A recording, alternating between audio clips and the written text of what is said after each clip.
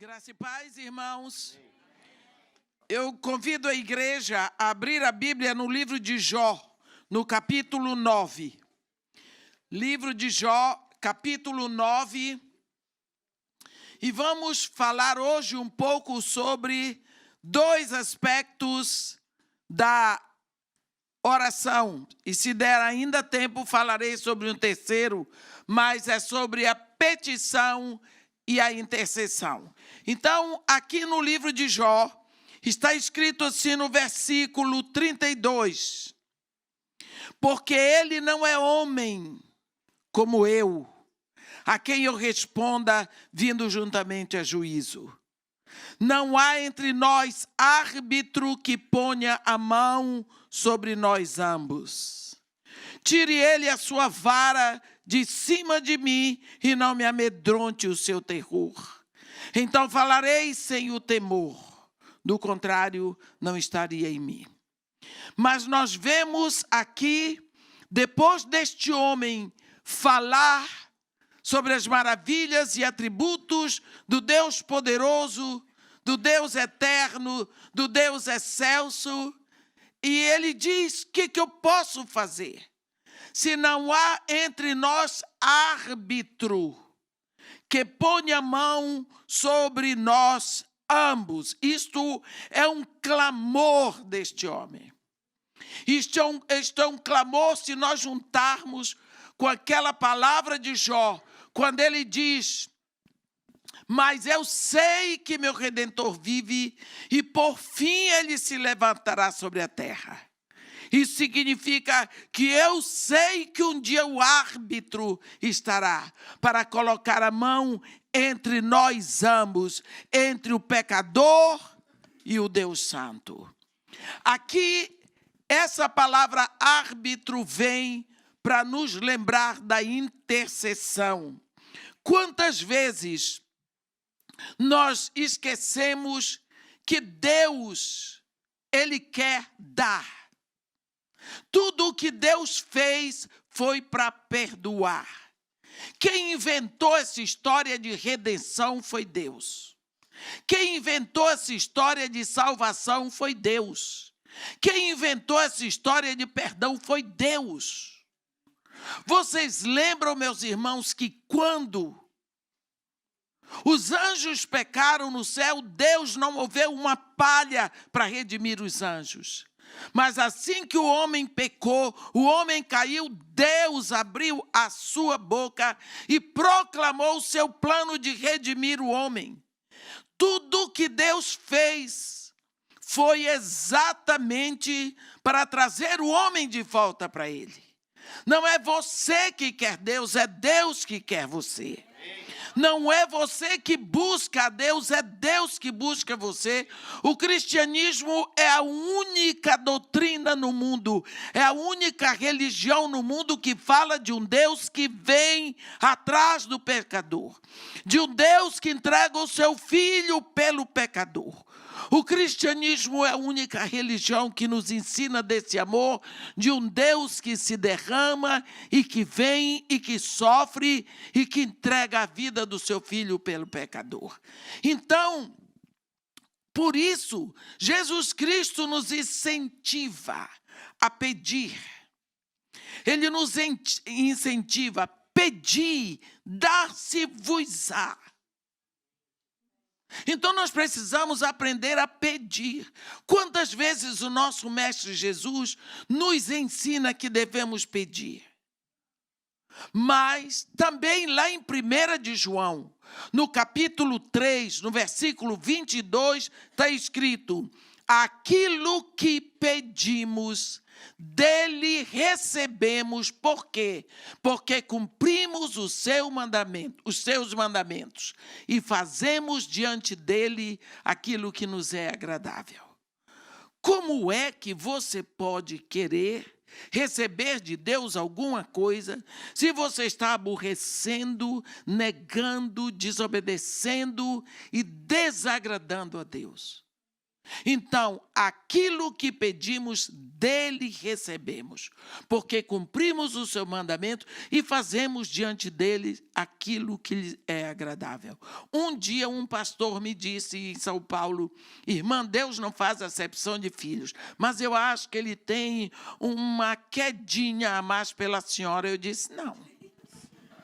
Isso não existe em Deus. Deus não é assim de ter queda por um mais do que os outros. Acontece que todos são filhos, mas tem filhos mais chegados. Tem filhos que buscam mais. Tem filhos que visitam os pais. Tem filhos que ligam mais. Tem filhos que abraçam mais. Tem filho que está mais perto. Então é isso. Então o filho que está mais perto, que está mais próximo, ele sabe mais da vida do seu pai. Então é preciso que nós busquemos isso, porque nós precisamos. Lá em Isaías, no capítulo 59, no versículo 1, a Bíblia fala que nós precisamos tomar cuidado com a nossa vida se queremos as nossas orações respondidas. Capítulo 59, no versículo 1, diz assim: eis que a mão do Senhor não está encolhida para que não possa salvar, nem está surdo o seu ouvido para que não possa ouvir. Mas as vossas iniquidades fazem separação entre vós e o vosso Deus e encobrem o seu rosto para que não os veja. Quantas vezes nós estamos agindo no pecado e queremos ter as nossas orações respondidas positivamente? Ora, o pecado é ofensa a Deus. Como é que você está querendo que a sua mulher faça a melhor comida do mundo e lhe dê presente, você está dando tapa nela, dando tapa na mulher e quer que ela seja a melhor esposa do mundo? Ora, é um exemplo muito rústico agora que eu dei. Me perdoem pelo exemplo. Não apareceu outro melhor. Mas quantas vezes você está dando tapa e quer beijo? Então Deus não é assim. Deus não é doido. Aqui está dizendo: aquilo que pedimos, dele recebemos, porque cumprimos os seus mandamentos, fazemos diante dele o que é agradável. Vamos ter vidas agradáveis a Deus. Isso em 1 de João 3. Mas, quando a palavra de Deus diz assim: a mão do Senhor nos tem encolhida para que possa salvar, nem surdo o seu ouvido para que não possa ouvir, mas as vossas iniquidades fazem separação entre vós e o vosso Deus e encobre o seu rosto. Então, nós precisamos buscar vida limpa. Precisamos trabalhar nesse sentido. Precisamos procurar vidas que agradem a Deus. E vida sem pecado. A Bíblia diz que aquele que é nascido de Deus não vive na prática do pecado. Quantas vezes também, estava conversando com uma amiga minha outro dia, que foi almoçar com uma amiga que chamou lá um daqueles homens que praticam o pecado. Ele vive na prática do pecado. Ah, não, de vez em quando a gente chama para almoçar conosco, porque, coitado, ele é sozinho. Mas ele é praticante do pecado. Ah, mas isso é uma caridade, porque ninguém confia. Eu disse: não é caridade, isso desagrada a Deus, porque a Bíblia diz: apartai-vos daquele que pratica a iniquidade. Pecadores todos nós somos. Qualquer pessoa que eu chame para almoçar comigo é pecador e vem almoçar com uma pecadora. Mas eu não vou buscar uma pessoa praticante da iniquidade para oferecer para ela um almoço de vez em quando, só porque ela está sozinha. Porque a Bíblia diz: apartai-vos daquele que pratica iniquidade. Não significa desprezar, não significa querer mal. Eu tenho que amar a todos, mas eu não posso conviver com a prática da iniquidade. Aqui está dizendo, isso atrapalha a nossa oração. A Bíblia diz que nós precisamos estar em concordância com a palavra de Deus. Quando nós pensamos nisso, nós precisamos saber a diferença entre o momento em que eu peço alguma coisa para mim na oração e o momento em que eu peço por alguém ou por uma situação. Quando eu peço por mim, eu sou diretamente ligada no meu pedido. Mas quando eu peço por alguém ou por alguma situação, eu me coloco como árbitro. Eu me coloco no meio dessa petição. E isso se chama intercessão. Às vezes nós não buscamos o valor da intercessão. Aqui no capítulo 20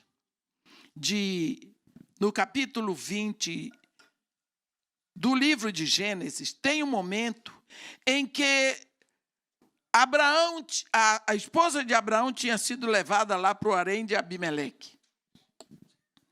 E Abraão disse, não, ela é minha irmã. E ela também disse, sou irmã dele. Nós aprendemos que ela era meia-irmã de Abraão, acho que era filha do pai dele, eu não sei. E Deus, então, aparece para Abimeleque em sonho e diz para ele no versículo 7, capítulo 20 de Gênesis, olhe, restitui a mulher ao seu marido, porque ele é profeta, e intercederá por ti e tu viverás. Se, porém, não restituíres, sabes que morrerás tu e toda a tua família. Aqui nós vemos, tem tanto profeta por aí, dando profetada. Olha a grande qualidade do profeta, intercessão. Ele fica entre o povo e Deus, entre uma situação e Deus. É ali que o profeta fica. E Deus está dizendo, ele é intercessor. Ele vai interceder por ti e eu vou fazer o que ele pede. Se ele não pedir, você está frito, Abimeleque. Eu quero lhe perguntar uma coisa, por acaso Abraão conhecia o evangelho? Não, mas era profeta. Era amigo de Deus. Você vai ver como Deus encara um profeta. Você lembra daquele momento em que Deus aparece no capítulo 18 de Gênesis? Que depois de Deus revelar tudo mais, que Sara ia ter um filho aos 90 anos, aí Deus vai sair dali para ir para Sodoma. E a nação, e nele serão benditas todas as nações da terra. Aí então Deus diz para ele que ia destruir Sodoma. E Abraão se levanta. Olhe bem, por acaso Sodoma e Gomorra era alguma cidade santa? Não. Você sabe por que é que foi destruída? Por causa da iniquidade. O pecado. Sabe qual era o pecado de Sodoma? Está escrito em Ezequiel. Soberba, fartura de pão e próspera tranquilidade teve ela e suas filhas, mas nunca amparou o pobre, o necessitado. Nunca estendeu a mão. O pessoal diz que era homossexualismo, também tinha lá, está provado. Mas não foi essa a iniquidade que estava no topo. Agora Deus diz para ele, vou destruir Sodoma. Abraão se coloca entre Sodoma e Deus. E diz para ele, destruirás todos os justos por causa de todos os ímpios. E se tiverem 50 justos, tu vais destruir a si mesmo. Aí Deus diz para ele, se tiver 50 justos, eu não destruo a cidade.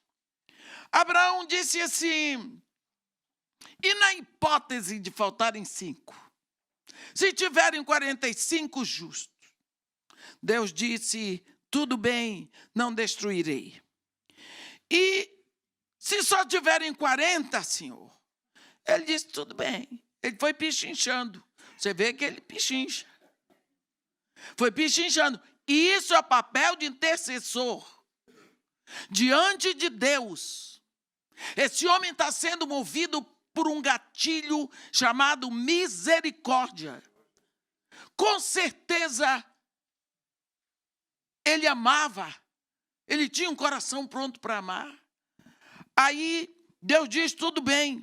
Tiver 40, eu não vou destruir. Mas, Senhor, e se tiverem só 30? Se o Senhor ali só encontrar 30. Aí Deus diz, tudo bem, não o farei se eu encontrar 30. E Deus continua olhando para a cara de Abraão. Abraão diz, já me atrevi a falar até aqui, que tal 20? Se porventura tiver só 20, de 50. Aí Deus disse para ele, não a destruirei por amor dos 20. Abraão disse assim, não se ire o Senhor, se lhe falo somente mais esta vez. Se porventura houver ali 10 de 50, ele já eliminou 40. E Deus diz assim, não a destruirei por amor aos 10. Aí tem o versículo 33. O versículo 33 é devastador para mim. Olha o que ele fez. Tendo cessado de falar. Por que o intercessor cessou? Por que o intercessor cessou? Ele podia ter dito, Senhor, e se não tiver nenhum, por amor da tua justiça, por amor da tua graça, por amor da tua misericórdia, por amor a mim, não destrói. Porque Deus abriu o jogo. Deus disse, a minha mão não está fechada para dar. O meu braço não está encolhido para dar. O meu braço está estendido. Pede. Pede. A Bíblia diz, tendo cessado de falar Abraão, retirou-se o Senhor. Abraão voltou para o seu lugar. Só 10, com certeza tem. Não tinha nenhum. Não tinha nenhum. Mas olha a intercessão desse homem. E Deus diz, ele é intercessor. Ele é intercessor. Olha, meus irmãos, Deus responde a oração. Aí você pergunta assim, mas quem era Abraão? Um pecador igualzinho a você e a mim. Um pecador de marca maior que nem você e eu. Mas tinha no coração o desejo de acertar e de agradar a Deus. Nós precisamos saber disso. O único homem que pisou nessa terra e que não era pecador é Jesus Cristo. Precisamos saber que a intercessão agrada o coração de Deus. Jesus estabeleceu um árbitro entre nós e eles. Deus estabeleceu o árbitro. Jesus Cristo. Precisamos saber que quantas vezes Deus responde à intercessão de modo maravilhoso. Quando você vê lá em Daniel, no capítulo 9, você vê Daniel intercedendo pelo seu povo. E Deus manda a resposta imediata. Daniel, no capítulo 9, Oh, meu Senhor, com esse tempo curto, não gosto de estar lidando. Daniel, capítulo 9. Nós vemos ele dizer: voltei o rosto para o Senhor para o buscar em oração e súplicas com jejum, pano de saco. Orei ao Senhor meu Deus, confessei e disse: Senhor, Deus grande e temível, que guardas a aliança e a misericórdia para os que te amam e guardam os teus mandamentos. Temos pecado e cometido iniquidades. Procedemos perversamente e fomos rebeldes, apartando-nos dos teus mandamentos e dos teus juízos. Esse homem está aqui, diante de Deus, representando toda a nação, carregando nele o pecado de toda a nação e reconhecendo diante de Deus o pecado da nação. O que é que Deus faz? Deus manda a resposta. Quando o anjo chega para Daniel, diz assim: Daniel, homem muito amado. Daniel, homem muito amado. Desde que tu começaste a orar, foram ouvidas as tuas orações. E por causa das tuas palavras é que eu vim. O quê? Por causa das palavras de um homem que estava orando, confessando pecado. Deus manda quem? Olha, Gabriel. Quem é Gabriel? Você lembra que quando Zacarias, pai de João Batista, perguntou quem é tu, ele disse assim: eu sou Gabriel e assisto na presença de Deus. Não é qualquer anjinho, não, me desculpem todos os outros. Oh, obrigada. Me deu uma folga. Eu sou Gabriel e assisto na presença de Deus. Olha que anjo que é esse. E Deus diz: vai lá, Gabriel. Daniel está orando. Daniel está intercedendo pelo povo dele. Intercessão. Tem um homem entre mim e o povo. Vai lá, Daniel. Ele chegou lá. O anjo pediu desculpas para Daniel, porque demorou 21 dias com a resposta. Ele disse: mas o príncipe do reino da Pérsia me resistiu por 21 dias. Estava lá Daniel orando e o Satanás impedindo o anjo, e luta, 14 dias, 21. Deus disse: Miguel, vai lá. Miguel foi lá, acabou. 2 arcanjos. Pá! Por quê?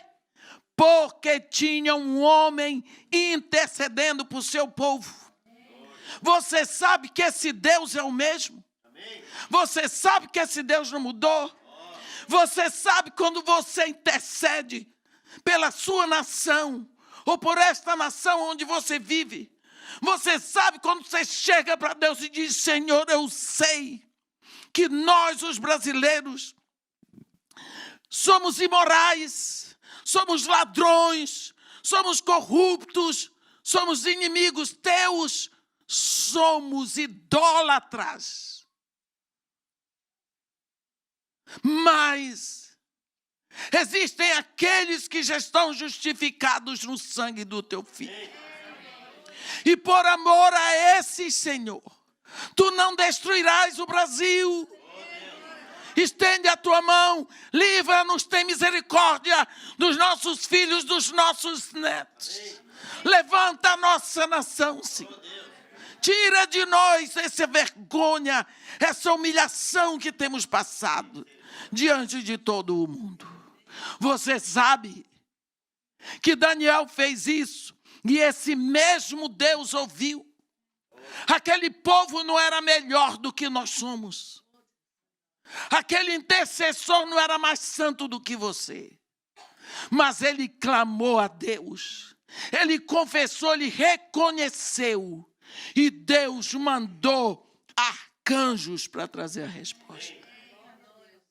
Esse Deus continua o mesmo. Ele continua pronto para atender a nossa oração.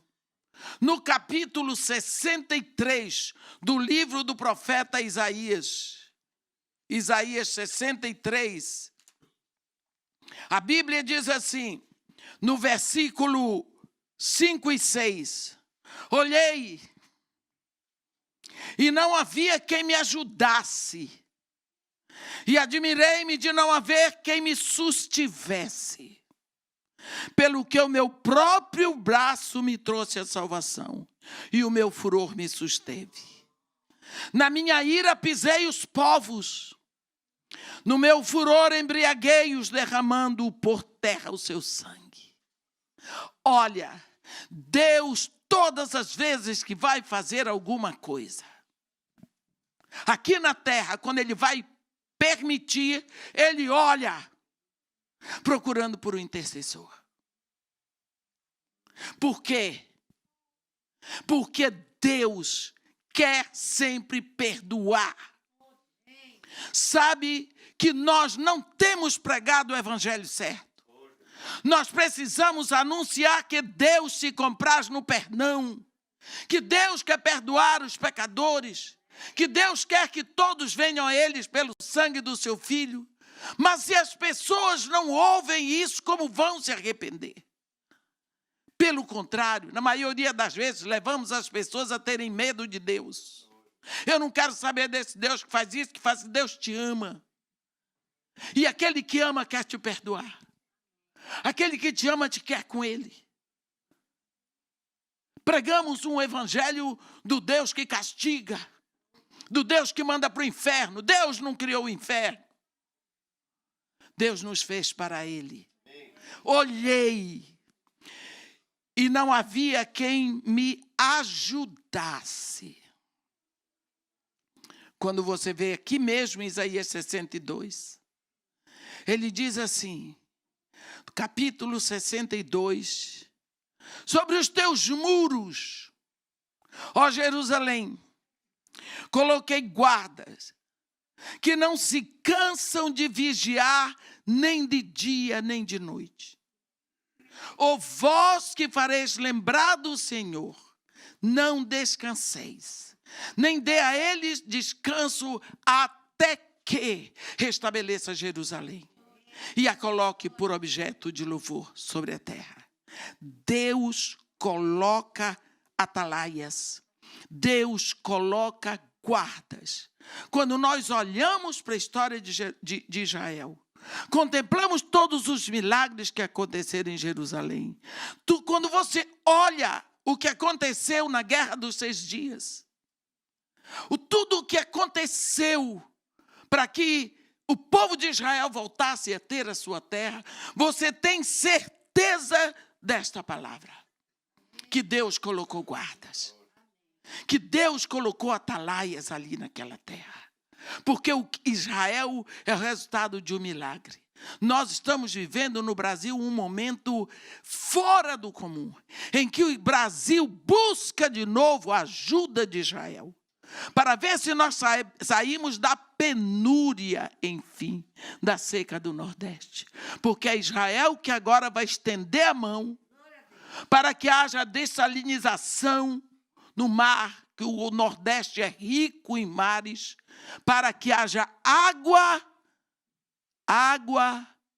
na Caatinga, água nas áreas mais secas do Nordeste. Vai haver água no sertão. Nós precisamos saber que Israel, mais uma vez, vai abençoar a nossa nação. Quando você vai a Israel, qualquer criança sabe quem é Oswaldo Aranha. Eles dizem é brasileiro. É brasileiro. E eles têm essa dívida de gratidão por causa de um brasileiro que abençoou Israel. E agora vem o primeiro estadista estrangeiro que chegou para a posse do novo presidente, foi exatamente Ariel Sharon. Por quê? Porque oração. Temos orado pouco, mas a oração vai se juntando diante de Deus. Meus irmãos, vamos ter esperança, porque a fé é certeza daquilo que você espera. Há mais de 30 anos, eu acho que há 39 anos, eu faço parte de um grupo de intercessão que só ora por lideranças. Nós só oramos pelos líderes das nações, dos estados, das cidades. Só. E pelos líderes da igreja. Só isso. Quantas vezes eu tive que sair do Rio de Janeiro, em jejum, dia de quinta-feira, saltar em Brasília e lá na esplanada dos ministérios, ler um texto em voz alta e depois voltar para o avião sem beber água para tomar outro avião de volta para o Rio de Janeiro. Hoje se fala em ato profético, eu estou fazendo ato profético há muito tempo, não era só eu. Quantas vezes peguei $500, comprei a passagem para pagar de 6 vezes, peguei minha mochila com $500 na mão, fui para Israel para ficar 10 dias. Com $500 eu fico. Com $500. Posso ensinar para vocês. Eu não vou para excursão nenhuma. Eu não vou para nenhum hotel. Eu fico numa pousada. A pousada fica ali em frente à Torre de Davi. No Jaffa Gate. Christchurch. Primeira igreja evangélica no solo de Jerusalém. Tem a igreja... $40 a diária. Café da manhã e jantar. Oração e jejum. Oração e jejum. Andar pela cidade de Jerusalém. Oração e jejum. Oração e jejum. Oração e jejum. Quantas vezes eu fiz isso? Bem, $400 de diária. 10 dias. Bota a mochila nas costas, pago $8, vou para Tel Aviv, tomo um avião e volto. Ninguém jamais soube disso.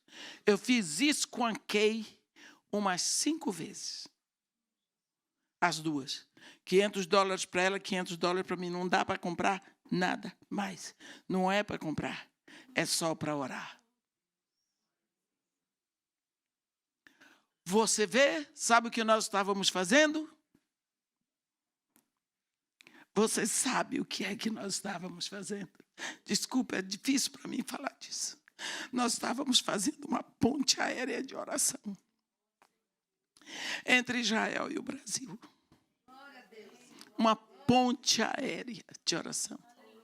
E quando eu vi aquele Ariel Sharon ser o primeiro a chegar no Brasil, eu deitei no chão.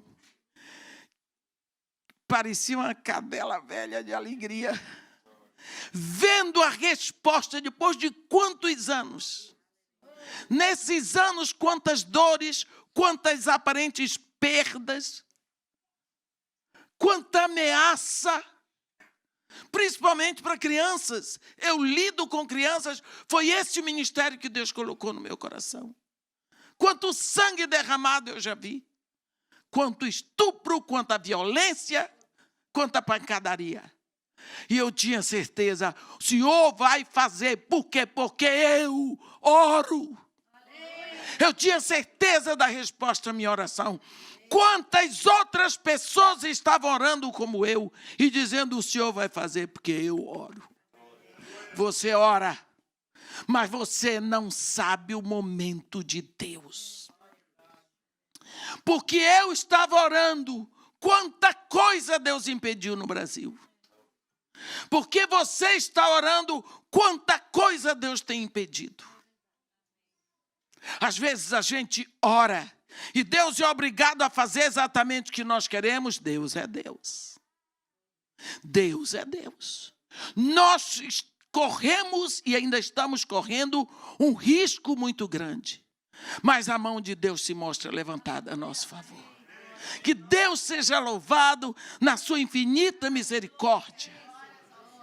Porque Deus tem aqueles no Brasil que estão justificados pelo sangue de Jesus.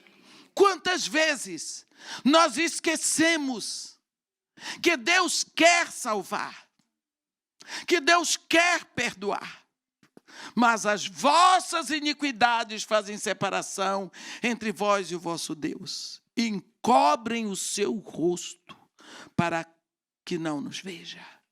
É preciso que nós saibamos que a intercessão pela nossa nação, porque tantos países, tantas nações, Deus lhe fez nascer no Brasil. Por que Deus lhe fez nascer em Portugal? Por que Deus lhe fez nascer no Canadá ou em algum país da África? Eu não sei.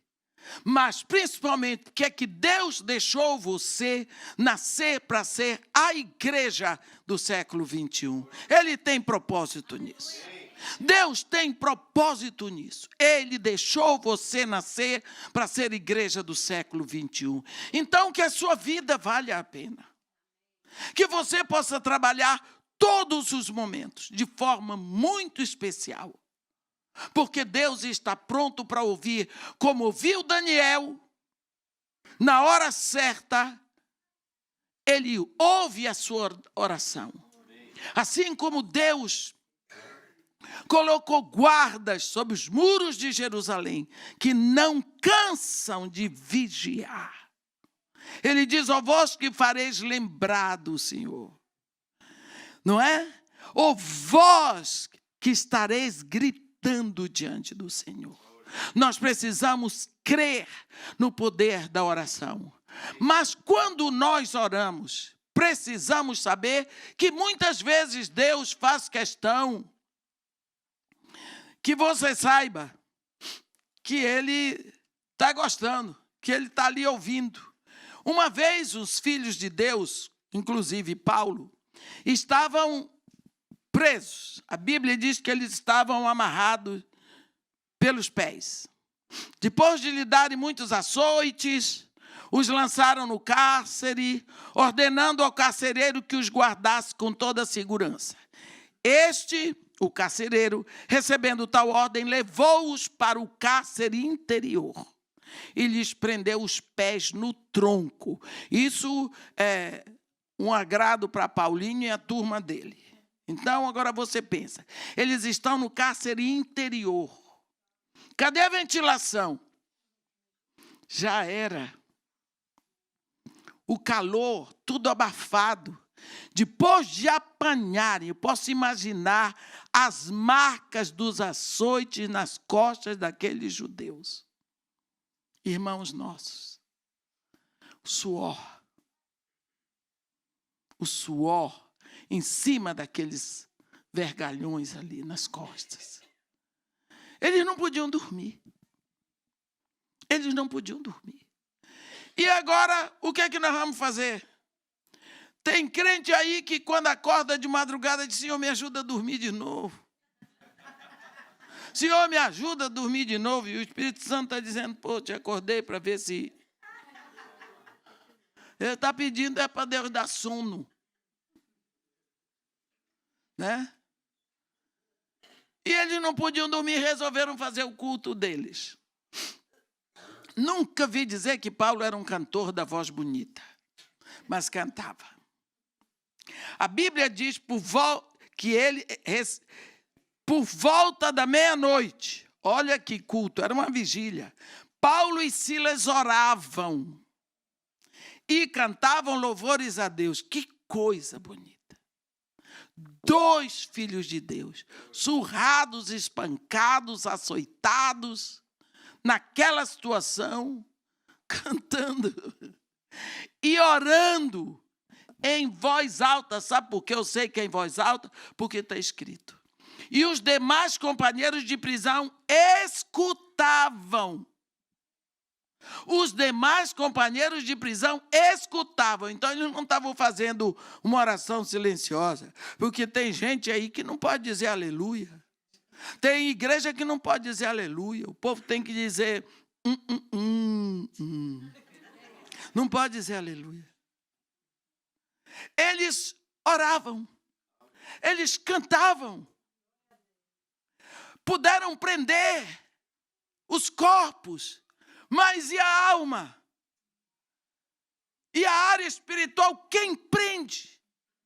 Enquanto eles estavam lá todo lenhados, cantando e orando, Deus resolveu dizer: estou por aqui mesmo com vocês. Versículo 26 diz: de repente sobreveio tamanho terremoto. Terremoto esquisito. Que sacudiu os alicerces da prisão. Abriram-se todas as portas, soltaram-se as cadeias de todos. Você já pensou? Os que estavam presos em cadeias, de uma hora as cadeias dissolveram. As portas se abriram todas. Que terremoto. Engraçado. Não caiu nada, não estragou nada. Sacudiu o alicerce e tudo foi solto. Houve libertação. E cadê? Cadê que houve dano? Agora aqui diz assim: o carcereiro despertou do sono e, vendo abertas as portas do cárcere, puxando a espada, ia suicidar-se, supondo que os presos tivessem fugido. Mas Paulo bradou em alta voz: não te faças nenhum mal, que todos aqui estamos. Então o carcereiro, tendo pedido uma luz, entrou precipitadamente e, trêmulo, prostrou-se diante de Paulo e Silas. Quer dizer, estava tudo escuro. O carcereiro só viu que as portas estavam abertas. Achou, fugiu todo mundo. Paulo disse: não, fica sossegado, nós estamos aqui. As portas estão abertas, nós estamos todos soltinhos, mas está todo mundo aqui. Porque ele tinha que garantir a prisão desses homens. Você viu? Oravam e cantavam. E Deus, naquele momento, resolveu: vou mostrar para eles que eu estou aqui. Vou mostrar para eles que eu estou aqui. Oração. Você acha que Paulo era mais santo do que você? Ou do que eu? Ou Silas? Cantava e orava. E Deus foi ali e deixou logo todo mundo pronto. Quem quiser levantar a mão, agora pode. Porque já estava solto das cadeias. Esta é a libertação que vem todas as vezes que nós estamos orando. Tudo que vai ser liberto, para começar, é o que vem de dentro. A nossa alma fica livre. O nosso coração voa. Por quê? Porque nós estamos intercedendo. Quando eu estou intercedendo, tem pessoa que diz: ô irmã, obrigado que a senhora orou por mim. Não agradeça não, porque eu é que estou levando a melhor. Se você nesse momento disser assim: ô irmã, a senhora conhece o pastor Seni? Peça uma coisa assim, assim, assim para ele. Eu vou falar com o pastor Seni para você. Mas quem está diante do pastor Seni sou eu. Eu digo: pastor, eu tenho uma amiga lá no Brasil que está querendo aparecer. Ela está querendo o nome dela na mídia. E ela me pediu para eu falar com o senhor, que é para citar o nome dela e tudo mais.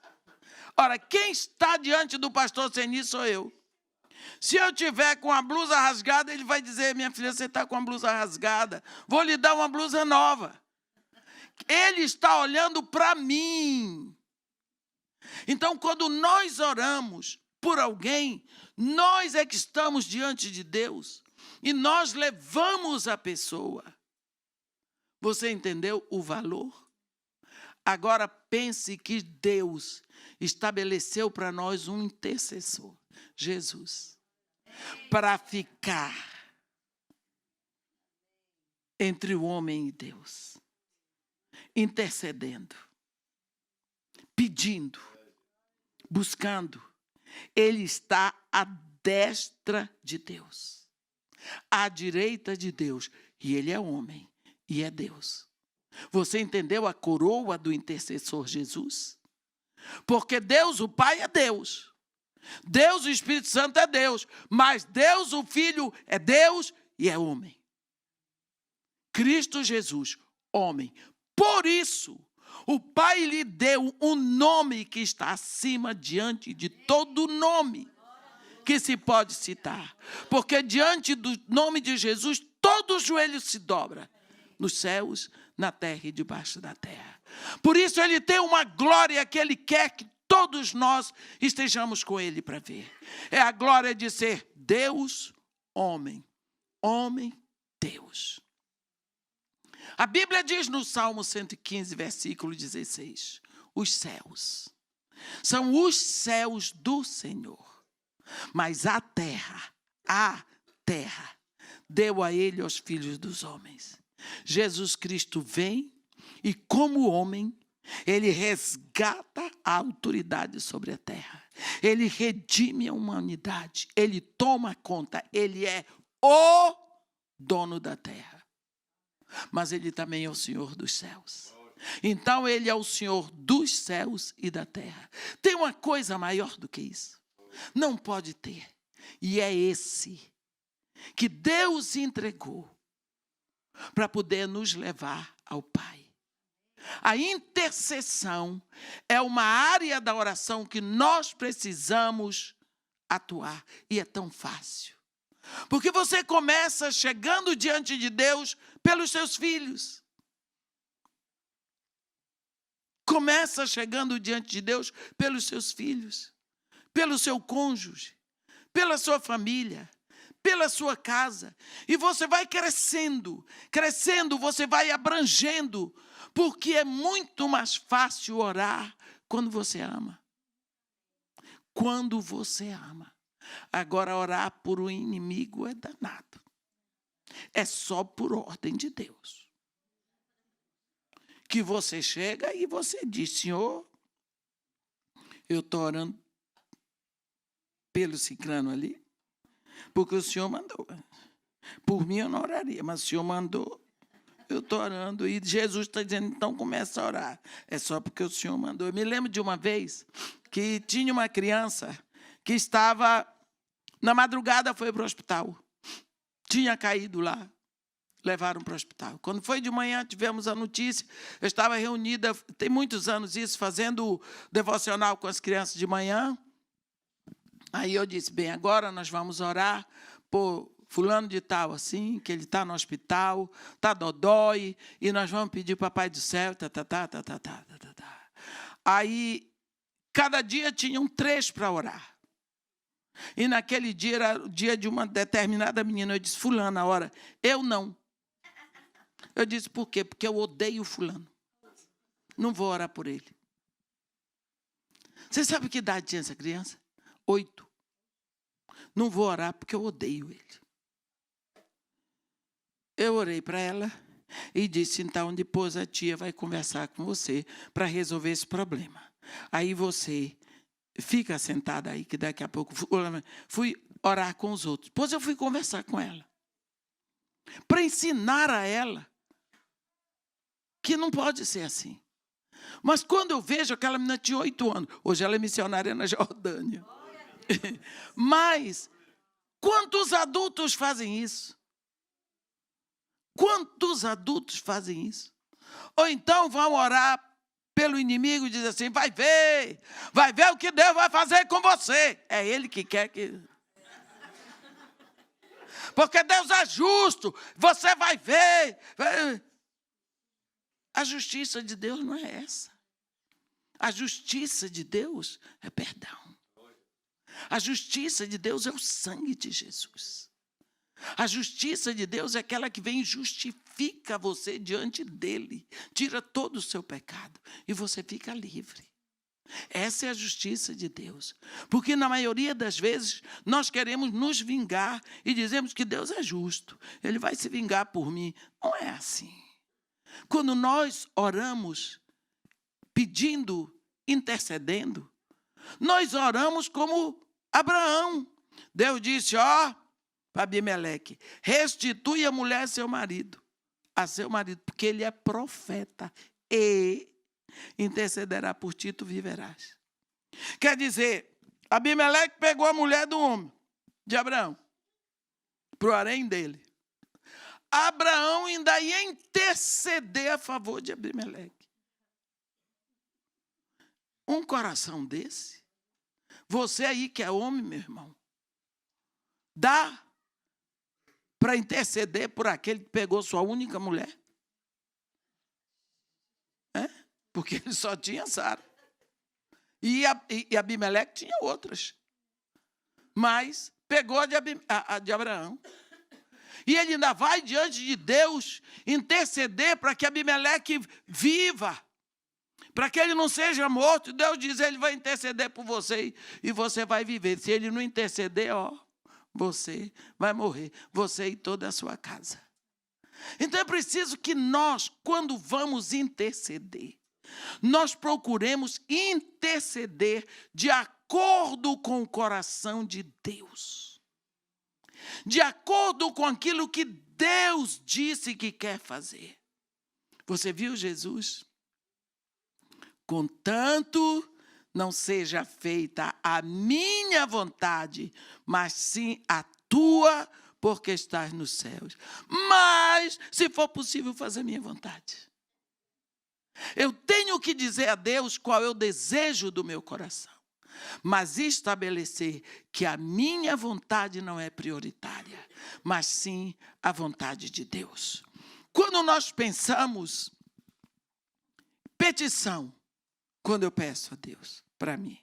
Intercessão, quando eu me coloco diante de Deus por uma pessoa, por uma nação, por alguma situação.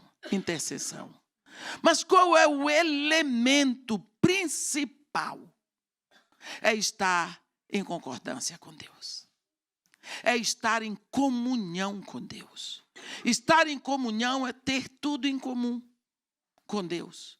Então nós precisamos, antes de começar o nosso dia de oração, nós precisamos fazer uma revisão da nossa vida. Se nós estamos verdadeiramente vivendo de acordo com a vontade de Deus. E se não estivermos, imediatamente intercedermos por nós. Pedirmos, Pai, ajuda-me hoje a fazer a tua vontade. Ajuda-me hoje a levar uma vida que te agrade. Eu quero que tu te alegres em mim hoje. Eu sou pecador. O Senhor é Deus, é santo. Mas eu tenho um desejo imenso de lhe agradar. Eu disse uma vez para o pai, disse, Pai, eu dou uma inveja de Jesus. Quando o Senhor grita assim lá na frente do Jordão, este é o meu filho, em quem eu me comprazo. Você já pensou? Deus dizer, eu me comprazo nele. Agora, vai querer a vida de Jesus? Espancado que só, cruz e tudo mais, muito sofrimento. Mas não deixou de ser o filho em que Deus sempre se compraz. Quando nós olhamos para a vida de Jó, Deus diz para Satanás, de onde vens? Eu vim de rodear toda a terra e passear por ela. Olha. Deus diz para ele, observaste o meu servo Jó? Homem íntegro, reto, temente a Deus, que se desvia do mal, Satanás. Aí começou a dor de Jó. Quem mandou Deus se gabar de Jó? Aí a gente quer esse elogio de Deus, mas não quer passar pelo que Jó passou. Eu não quero. Eu quero as benesses de Jó. Mas se você olhar a vida de Jó, você vai ver que homem. Então, porque Jó tinha comunhão com Deus, é isso que nós precisamos buscar. Seja na petição, seja na intercessão, a nossa comunhão com Deus. Que o dia todo, todas as horas, nós possamos desenvolver uma consciência contínua da presença de Deus. E saber, isso agrada a Deus, isso não agrada a Deus. Eu tenho de vontade de fazer, mas eu não posso fazer porque eu vou desagradar a meu Pai. E eu pedi a Ele de manhã que eu fizesse tudo hoje para agradá-lo. Alguma vez você já pensou no quanto você pode estar desagradando a Deus? Hein? Eu fico encantado com esse povo que sabe tudo. Às vezes você conversa com pessoas na igreja que elas sabem tudo o que acontece. Todas as fofocas, todas as histórias das novelas, tudo que está acontecendo por aí. Eu fico pensando como é que fulano trabalha, cuida da casa, tem marido, tem filhos, tem tempo para saber disso tudo. Que horas essa pessoa ora, que horas ela lê a Bíblia, ou mesmo um bom livro. Eu fico pensando, não é da minha conta, mas eu pergunto. Eu digo, me diga uma coisa, fala aqui comigo. Quantas horas você faz de leitura por dia, mesmo que não seja da Bíblia? Ah, irmã, para ser sincero, aí vem. Eu disse, pois é, filho. Pois é. Qual foi o seu versículo da semana?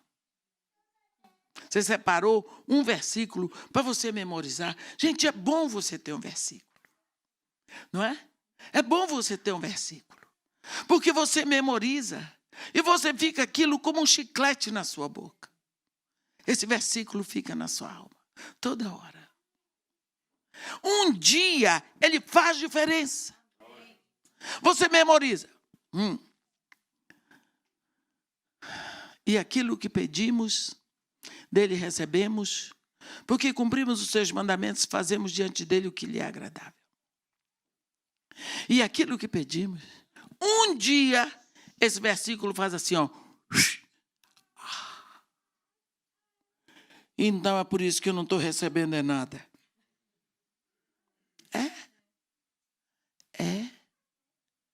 Às vezes você está orando por uma coisa, anos, e aquilo não acontece. Aquilo não acontece. Porque não é Deus que não quer dar, Deus tem um método dele, Deus tem um caminho dele. O caminho dele não é o nosso caminho, o pensamento dele não é o nosso. Mas quanto mais nós botamos versículos na poupança do coração, mais nós vamos conhecendo a Deus. E quanto mais você conhece uma pessoa, melhor você pode agradar aquela pessoa. Como você vai agradar uma pessoa que você não conhece? Como você vai agradar? Você não sabe nem que presente você dá. Você não convida a pessoa para a sua casa, você não sabe que comida vai fazer. Faz um churrasco, a pessoa chega e diz, eu sou vega. O que você vai fazer? Depois de ter comprado uma picanha.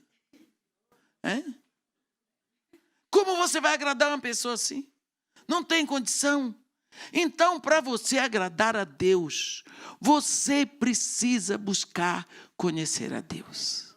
E não se conhece a Deus assim, ó, só porque ouviu falar. Não, uma coisa é o Deus que você ouviu falar e outro é o Deus que você conhece. Você lembra quando Deus falou com Jacó? Deus disse para ele, eu sou o Senhor, o Deus de Abraão, teu pai, e de Isaque. A terra em que agora pisas, eu te darei a ti e a tua descendência para sempre. A tua descendência se espalhará como o pó da terra. Ele foi renovando a aliança que tinha feito com Abraão e renovado com Isaque. Ele estava renovando com Jacó. Quando Jacó acordou, quão temível é este lugar. Aqui é a casa de Deus. É a porta do céu. O Senhor está neste lugar e eu não sabia. Ele conhecia Deus de ouvir falar, porque o avô dele falava, o pai dele falava, a mãe dele falava. Você pode conhecer meu filho de eu falar. Eu posso fazer os maiores elogios ao meu filho. Você vai amar meu filho? Não. Mas você ouviu. A mesma coisa acontece quando nós não procuramos conhecer a Deus. E quando nós conhecemos, com certeza nós vamos orar com mais profusão. Se não oramos com profusão, é porque nós não sentimos a intimidade. Porque quando nós temos intimidade, queremos conversar com aquela pessoa. Então, nós precisamos buscar a comunhão para termos um momento de petição e de intercessão. São os 3 momentos básicos da oração. Quando nós pensamos nisso tudo e pensamos que Jesus Cristo diz, quando orardes, dizei. Ora, você não diz uma coisa se você estiver na área de serviço sozinha. Você não diz uma coisa para o seu marido se você estiver no quarto sozinha. Você não diz uma coisa sozinha se você estiver dentro do seu carro. Você vai falar com o pastor sem nível, você está dentro do seu carro. Mas, se você quer falar com o pastor sem nível, ele estiver dentro do seu carro, você diz para ele. Se você está na área de serviço, seu marido está lá, minha irmã, você diz alguma coisa para ele. Então, Jesus diz, quando orardes, dizei. Significa, quando você orar, você tem que ter certeza que o Pai está ali ouvindo. Primeira coisa, você tem que ter a fé de que Deus está ali ouvindo e que Ele está interessado em você. Ele ainda mais diz, você vai para o seu quarto e fecha a porta. E ora ao seu Pai em secreto, quer dizer, abre o seu coração, sabendo que Deus não é fofoqueiro. Ele vai ouvir você no secreto e vai recompensar você em secreto. Quando você ora, esse elemento é imprescindível. Tem que estar ali. Porque se você ora sem ter certeza que Deus ouviu, você não falou com Deus verdadeiro. Porque o Deus que tem ouvido e não ouve é ídolo. Então,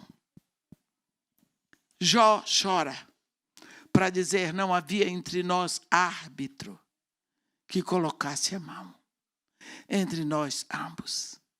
Mas Deus enviou o árbitro. Deus enviou Jesus. E o sangue da cruz liga a terra aos céus.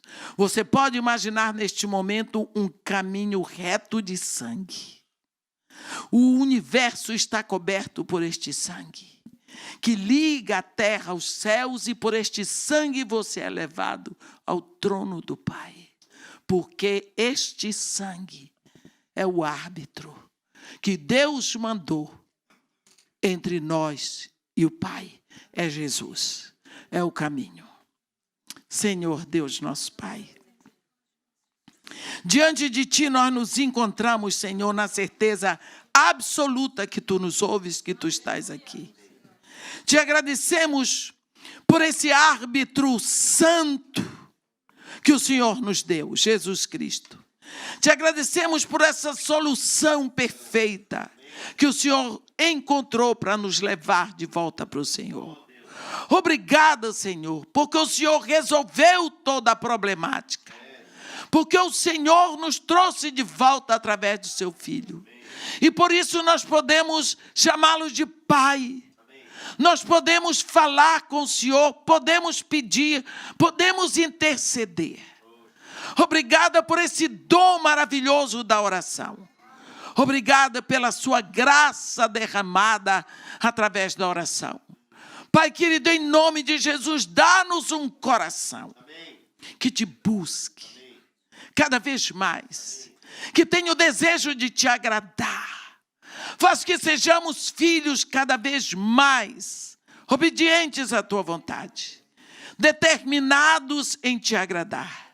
E que em nome de Jesus Cristo, Pai, Tu recebas da nossa vida todo louvor, toda honra, toda glória, pelo esplendor da Tua presença.